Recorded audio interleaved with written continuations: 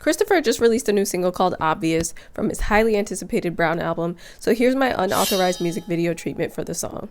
Alright, so I see it as a building where you have the opportunity to experience being a leading lady in a Chris Brown video, but there's a whole bunch of experiences you could have in there. Experience his albums in an immersive way. Now, our main character, Jan, she goes down a music video hall and steps into a room. And in the center is a huge circular platform. Next to it is a vending machine looking contraption. But Breezy is in a glass box, and you can choose one of the featured music videos. The concept is that it dispenses him out, and you get to experience a music video from the perspective of a leading lady. So she looks up at Christopher, who is still frozen in the glass. The camera locks in on his eyes, then her eyes, and then she chooses Obvious. He comes out of the glass as the music is starting, and then they get onto the platform. Furniture, props, items spawn up out of nowhere from the platform for the purpose of the video.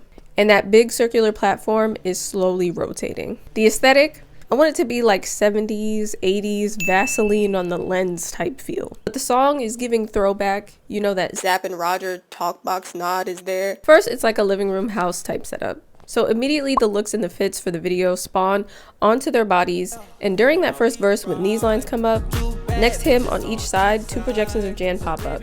You know, two bad bitches on each side.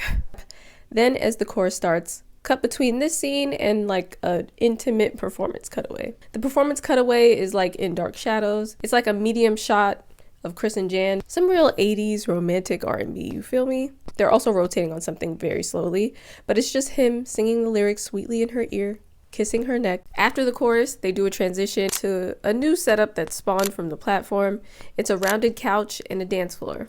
Whatever other props or furniture that sets the scene of like a dance club or a basement from the 80s. Honestly, I wouldn't have been time and space here.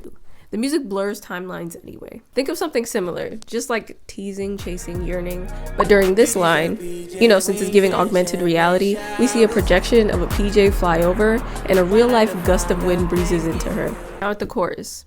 You guys, I can't dance, but I've been thinking of a choreo at the level of It Depends, and just like an old school cheesy film moment, they stand parallel to one another on this dance floor and do a simple enough choreo that Jan can keep up with Chris. Spotlight closes in on them as they kiss.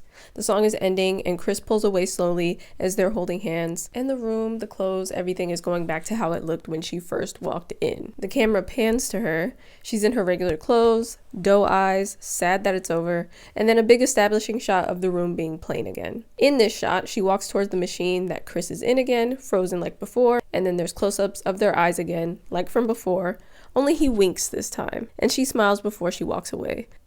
And that's a wrap.